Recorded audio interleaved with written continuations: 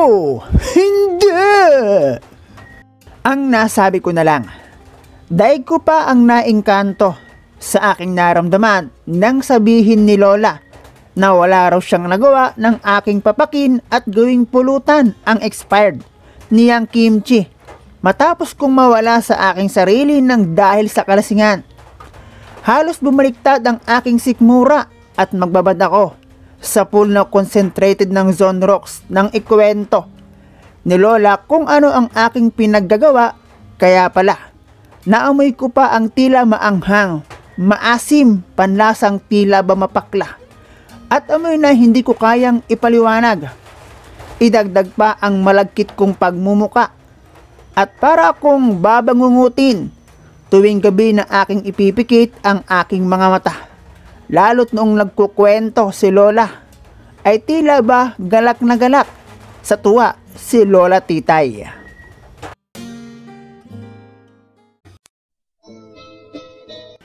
Hello guys and welcome dito sa Kasgul TV. At syempre kung ikaw ay bago dito sa aking channel at trip mo ang ganitong klase ng kwento, palike and subscribe naman dyan.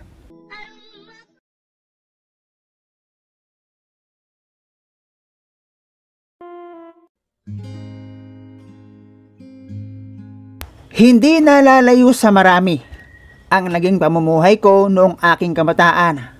Batang probinsya rin at naranasan ko rin ang maging isang estudyante na kapag darating ang break time, nakatingin sa kaklase o di kaya naman tumatanggap ng kanilang bigay. Hindi naman laging ganoon kung minsan ako naman ang nagbibigay. Lalo na kapag anihan at kapag nakapagbenta ng palay o bigas mula sa bagong ani ang aking mga magulang. Doon na rin sa aming probinsya ako nakapag-aral ng high school. Medyo bas naging mahirap dahil nagkaroon na rin kasi ako ng kapatid. Ang saklap puro babae. Kaya bilang lalaki at panganay, ako ang madalas katulong ng tatay ko sa bukid. Bagamat ganoon pero naging masaya rin naman. Kapag Pasko at bakasyon, nauwi sa amin ang aking Lola Titay na solong naninirahan sa Manila at ang work niya doon ay nasa parlor. Kaya naman natatawa na lang talaga ako kapag uuwi si Lola sa amin. Dala ang kanyang kakaibang style. May kulay ang buhok at tila babagets ang pormahan. Iyon daw kasi ang uso sa Manila. Hindi naman siya kapayatan pero malaki ang hinaharap na parabang rockista ang pormahan. Kumbaga, naiiba talaga ang trip ni Lola kaysa sa amin. Kung hindi mo siya kilala matatawa ka na lang talaga. At ang sabi pa niya sa akin, mag-aral daw ako ng kahit 2 taon sa kolehiyo. At doon ako titira sa kanya. Para daw hindi ako matulad sa aking mga magulang na maglulupa. Although, marangal naman raw iyon. At ako ang inaasahan na mag-aangat sa aking magulang sa ganoong sitwasyon ng buhay. Kaya magsikap pa raw ako at mag-aral na mabuti. Noong ako ay high school, never akong nagkaroon ng jowa dahil wala Nagkakagusto rin naman ako at sa amin marami rin naman ang maganda. Pero nasanay kasi akong kapag kakatapos ng klase at walang gawaing bahay kay tatay ako natulong. At noong makagraduate nga ako ng 4th year, natuloy ang aking pag-aaral ng kolehiyo. At dahil sa Manila naman talaga ang maraming kolehiyo, at nandun pa si Lola, doon na talaga ako nakapag-aral at nanatili ako sa bahay ng Lola Titay ko. Kung ako lang, ayaw ko na talaga at tutulong na lang ako kay tatay para hindi na nila problema pa ang pagbibigay sa akin ng allowance at magamit na lang sa aking mga kapatid at gastusin sa bahay. Sa una medyo naging mahirap, hindi ako laking Manila. Mabuti na lang at ready si Lola para ako ay i-guide. Madalas rin siyang mag-abot ng baon sa akin na pera. Kaya naman medyo mas okay ang college life ko kesa sa school life. Isa pa doon ang kapag namimiss ko ang probinsya. At doon na ako natuto magtagay. At si Lola Titay ang pasimuno. Madalas iyon kapag araw ng linggo. Kung minsan naman ay depende kung kailan wala siyang pasok sa parlor. At doon, kapag nalalasing na si Lola, at halos magkapalit na kami ng muka kapag nag-uusap. At halos mapangudgod na ako sa jumbo niyang Cocomelon. Pansin ko maganda pa. Hindi siya masyadong nagamit, ayos pa eh. Sumisilay kasi kung minsan at dahil inosente ako, bakit naman ang hindi ko tingnan, di ba? Kumbaga reference sa kung ano ba ang itsura. Hanggang sa kapag ako ay nasa labas at pagpapasok ako ng school at nakaka-spot ako ng mga malalaki ang hinaharap, naiisip kong ano kaya ang pakiramdam ng nakikipag-ano. Alam nyo na yon. At dahil sa aking mga kakaibang imahinasyon, natutunan ko ang teknik ng mga lehitimong lalaki kapag nagbibinata ang makipag-jack and poy kay Manoy. At sa unang pagkakataon, kahit si Manoy lang ang aking ka-jack and poy, abay ayos din pala. At mukhang nakakatulong pa iyon upang mailabas ang tunay noong gilas. Pansin ko kasi, tulad ng isang panabong na manok, naging matikas ang tindig noon kapag nagagalit. Hanggang sa ang aking kapilyuhan ay umabot na rin hanggang sa jeep kapag ako ay pauwi sa simpleng bahay ni Lola Titay. Umiiral ang kademonyuhan ng aking siko, lalo na kung medyo tila ba puputok na sa laki ang monay ng aking katabi.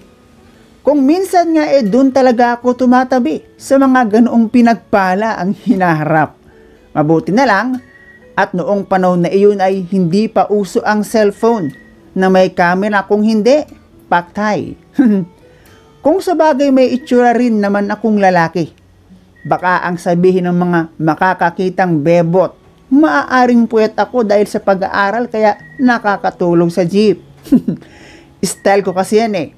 Tulog-tulogan habang dinudunggol ang munay ng katabi. Parang gusto rin naman nila eh. Pakiramdam ko nga, inilalapit pa nila.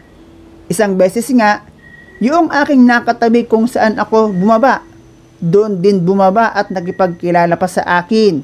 At nilibre pa ako ng juice bago kami naghiwalay ng daan. Working siya at Laika ang pangalan. Pero dahil wala pa akong cellphone noon at siya lang ang meron, hindi rin kami nagkaroon ng kontak. At ang pagsasabay namin na iyon, mukhang tsamba lang. Sayang ang lusog pa naman. Sabi pa nga niya, simpleng pilyo raw ako. Be careful daw dahil baka yung mapili ko hindi ako type. Tingin ko sa kanya mas may edad sa akin. 18 lang ako noon at turning 19. At eto na nga, nangyari na ang hindi inaasahan. Eto rin yung kaarawan kung kailan ako pinanganak. Madalit sabi, eto yung araw at taon kung kailan ako naging 19-year-old. Happy birthday dito at happy birthday doon.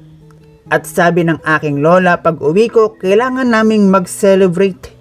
Maranasan ko man lang daw, lublubin na raw ako ang magkaroon man lang raw ng cake sa kaarawan, di pa nangyari sa akin. At ayun na nga, pag uwi, kahit kaming dalawa lang ng mahal kong lola, nag-celebrate kami. May cake, isang buong manok, parang andok style, tinapay, pansit, at kung ano-ano pang pagkainan ng dahil raw doon hindi na nakabili ng make-up si lola. At may tagay sa huli, matapos ang aming dinner. At sa pagbaba ng laman ng bote, at ang paglalim ng gabi, at ang pagpasok ng spiriton ng alak sa aking inosenteng pagkatao, dahan-dahan ay nagkaroon ako ng isang kaharap sa lamesa. Naubod ng ganda, maladiwata ang beauty at may pinagpalang hinaharap na may pagkakataong tila iniuumang sa akin upang maging pulutan. Meron siyang sinasabi na hindi ko maintindihan hanggang sa halos magkapalit na kami ng muka sa sobrang lapit namin kung mag-usap. At doon ay hindi ko na napigilan ang kakaibang espiritu na pumasok sa aking kokote at sinunggaban ko na parang nag-aamok na pusa ang aking kainuman. No sandaling iyon, nawala na sa isip ko si Lola Titay dahil napalitan iyon ng isang magandang binibini at doon ay nagpalitan kami ng atake na parang naglalanding pusa. Kumbaga, para siyang makunat na karni ng manok. Para bang ayaw na gusto, in other term, parang pakipot ang peg. At doon, pinulutan ko na ang dapat pulutanin. Ang mga bagay na dati niisip ko lang, naganap ng aking birthday. Kainin na ang dapat lamunin, total birthday ko naman. Happy birthday to me. Galugarin na ang dapat galugarin, kahit amoy tuba, at man din kay amoy binurong alamang, tablado na, aanhin paga. At ang mysterious girl naman sa inuman ay may pagtulak pa kunong nalalaman, na kung sa Mobile Legends pa, obviously defeat na, gusto pang kumambak. Pero naka full build na si Zilong at tuloy nang napasok ang kanyang dinedepensahang base. At matapos ang di ko sure kung saan ba sumambulat, kung loob ba o labas, ay naglaho ang lahat sa aking paningin at isipan. Umaga. Nang magising ako, hindi ko alam kung anong nangyari pero I'm sure ang dami kong nainom. Pagpihit ko, meron akong nasandalan at pagdilat ko si Lola Titay. Pero ba't ganon? Para akong naalimpungatan sa aking namulatan. Anyari? Napatayo ako mula sa aking kinahihigaan. O Nomar, gising ka na pala. Wika ni Lola Titay. Grabe ka pala, malasing apo. Nawawala ka sa sarili mong katinuan. Kung hindi lang kita apo, baka ipinapulis na kita. Alam mo ba ang pinaggagawa mo kagabi? Hindi na kita napigilan, ang dami ko rin kasing nainom Wika ni Lola Titay. At ang sagot ko, hindi ko alam la. Ang natatandaan ko, iniwan mo ako Tapos may pumalit sa'yo, magandang babae, may nangyari pa nga sa amin Sino po ba yun? Sira. Ako ang tinutukoy mo, nalasing ka lang, nag-iba na ang tingin mo sa akin. Pero, in fairness apo, mahusay ka. Hindi. Nalang ako sa isip ko. Kaya pala amoy tuba at binurong alamang si Lola Titay pala. Nagpanggap na diwata. Pero syempre, sa isip ko lang yun.